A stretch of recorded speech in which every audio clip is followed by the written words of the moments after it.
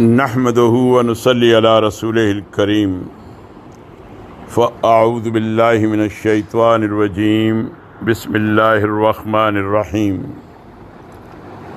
عید کی مبارکباد کس کے لیے؟ عید کی مبارکباد کس کے لیے، یہ ہے عنوان اس مضمون کا جس کا آج ہم مطالعہ کریں گے۔ مولانا یوسف اصلاحی مرحوم تحریر فرماتے ہیں،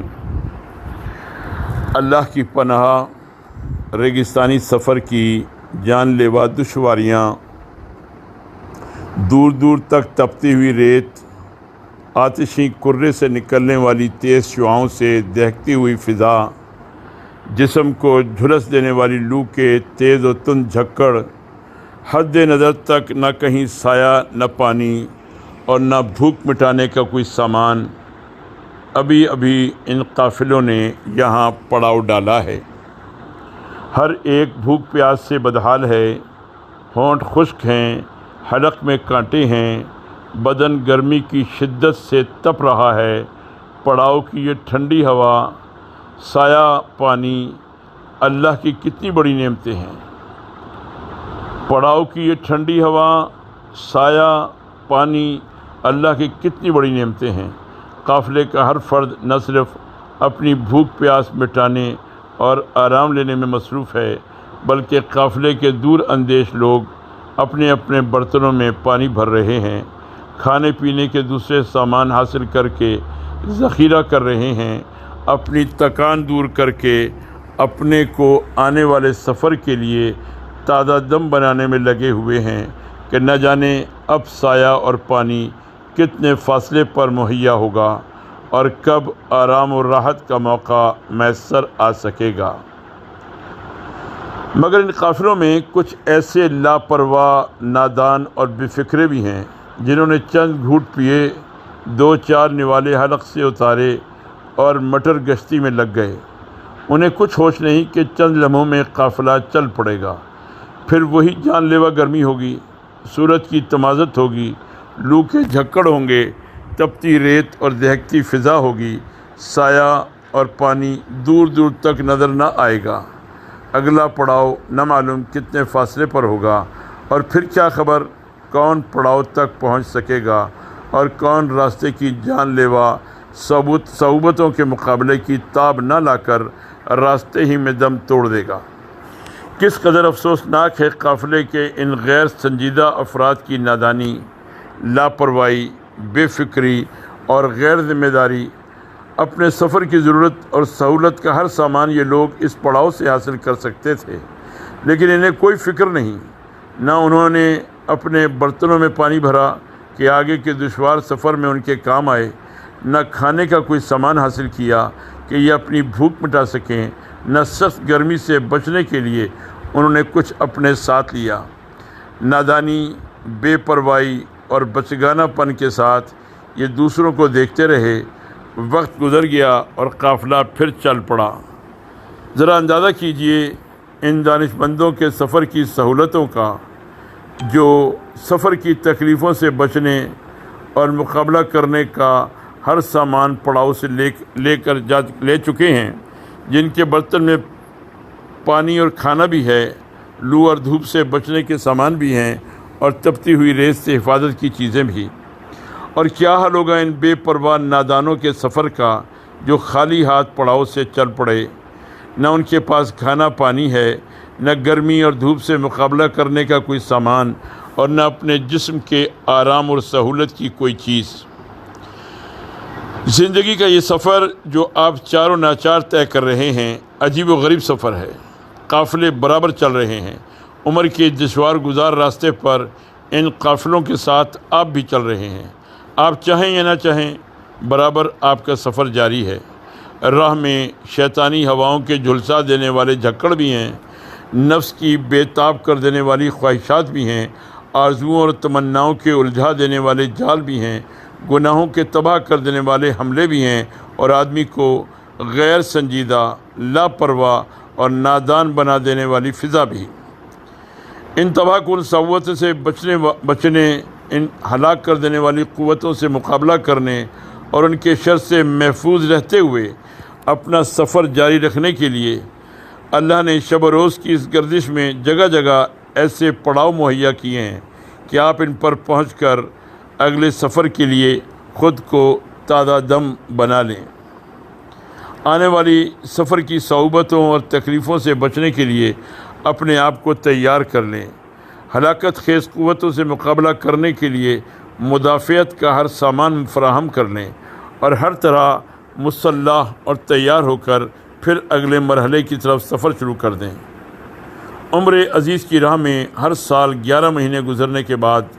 ایک مہینہ آتا ہے جو اپنے ساتھ فیوز و برکات اور خیرات و حسنات کے بے پایاں ذخیرے لے کر آتا ہے، اور راہ حیات پر رواں دواں قافلوں کے ہر فرد کو یہ موقع میسر آتا ہے کہ وہ ایک بار پھر تازہ دم ہو جائے۔ سفر حیات میں آنے والی صعوبتوں اور قلب و روح پر حملہ کرنے والے قزاقوں سے مقابلے کی قوتیں فراہم کر لے اور نئے حوصلوں، تازہ ولولوں اور اٹل ارادوں کے ساتھ نشاط و اطمینان کی فضا اور شعور و بصیرت کی روشنی میں اپنا نیا سفر شروع کر دے۔ رمضان کی یہ مبارک ساعتیں ابھی بھی گزری ہیں، ان کی یاد ابھی تازہ ہے۔ یہ تو آپ ہی جان سکتے ہیں کہ آپ نے اس مبارک مہینے کے شب و روز سے کیا حاصل کیا۔ پچھلے سفر کے اثرات، اضمحلال اور تکان کو دور کرنے کے لیے آپ نے کیا کچھ کیا۔ آنے والے مہینوں میں نفس اور شیطان کی قوتوں سے مقابلہ کرنے کے لیے کتنی قوت فراہم کی، اور درپیش سفر کو کیف و سرور کے ساتھ طے کرنے کے لیے آپ نے کتنی تیاری کی۔ یا یہ مبارک دن آئے اور یوں ہی گزر گئے۔ آپ کی لاپرواہی، نادانی، بے فکری اور بچگانہ پن نے آپ کو اس سے کچھ فائدہ نہ اٹھانے دیا۔ اللہ نے اپنے فضل و کرم سے آپ کے لیے یہ موقع فراہم کیا تھا کہ آپ اپنی دانش مندی، دور اندیشی، حسن تدبیر اور محنت و ریاضت سے اس مہینے میں اپنے کو اس لائق بنا لیں کہ سال بھر تک آپ نفس اور شیطان سے نبٹنے میں جواں مرضی دکھا سکیں، خواہشات کو زیر کرنے میں حوصلہ اور ہمت سے کام لے سکیں، اور رمضان کے شب و روز کی عبادتوں اور ریاضتوں سے اپنے اندر اتنی توانائی پیدا کر لیں کہ نہایت سبک رفتاری کے ساتھ درپیش سفر کو طے کریں۔ آپ ہی جان سکتے ہیں کہ اللہ کے اس انعام اور احسان کے ساتھ آپ نے کیا سلوک کیا۔ خدا نخواستہ یہ ذرنی موقع اگر یوں ہی ضائع ہو گیا اور آپ کچھ حاصل نہ کر سکے تو اپنی بے بسی، بے چارگی اور بے پناہ مشکلات کا اندازہ کیجیے۔ آنے والے 11 ماہ کے طویل عرصے میں شیطان اور اس کی بے پایاں ذریت، نفس جیسے مکار دشمن کے تباہ کن حملوں کا خیال کیجیے۔ اپنی بے بسی، بے چارگی اور بے سر و سامانی پر نظر رکھیے اور سوچئے کیسے طے کریں گے آپ اس دشوار گزار سفر کو، کیسے برداشت کر سکیں گے سفر کی لرزہ خیز تکلیفوں کو، کیسے بچا سکیں گے خود کو شیطان اور اس کی ذریت کی یلغار سے۔ پھر یہ موقع 11 ماہ کی طویل گردش کے بعد ہی آپ کو میسر آ سکے گا، اور کون دوران سفر میں ہمیشہ کے لیے اس سے محروم ہو جائیں گے۔ سمجھدار، دانش مند، دور اندیش اور مبارک وہ لوگ ہیں جنہوں نے اس مبارک موقع سے خاطر خواہ فائدہ اٹھایا، جنہوں نے اللہ سے تعلق مضبوط کر کے قلب و روح میں تازگی پیدا کی، روزے رکھ کر تقوی کی ناقابل تسخیر قوت فراہم کی، قرآن پاک کی تلاوت سے اپنے دلوں کو جلا بخشی، راہ حیات کے نشانات کو پہچاننے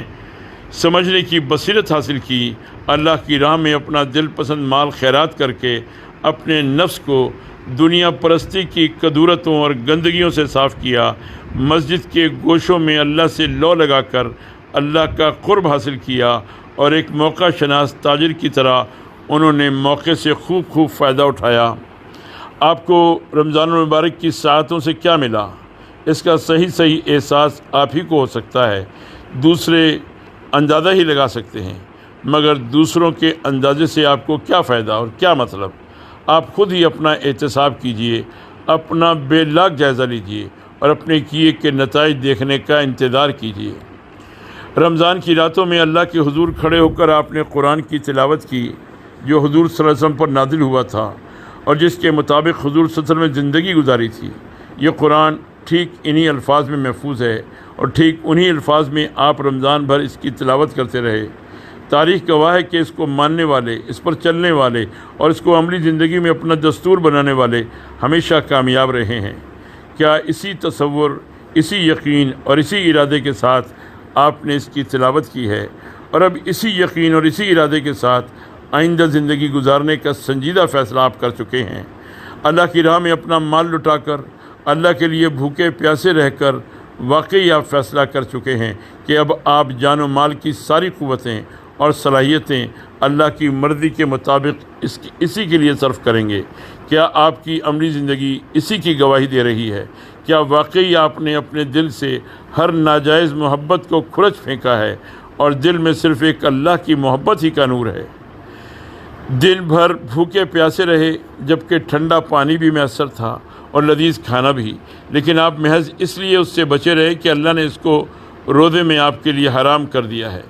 مہینے بھر کی اس مشق نے واقعی آپ کو یہ توانائی اور شعور بخشا ہے کہ اب آپ رزق کے ان تمام وسائل و ذرائع کو یکسر ختم کر دیں گے جو ناجائز یا کم از کم مشکوک و مشتبہ ہیں،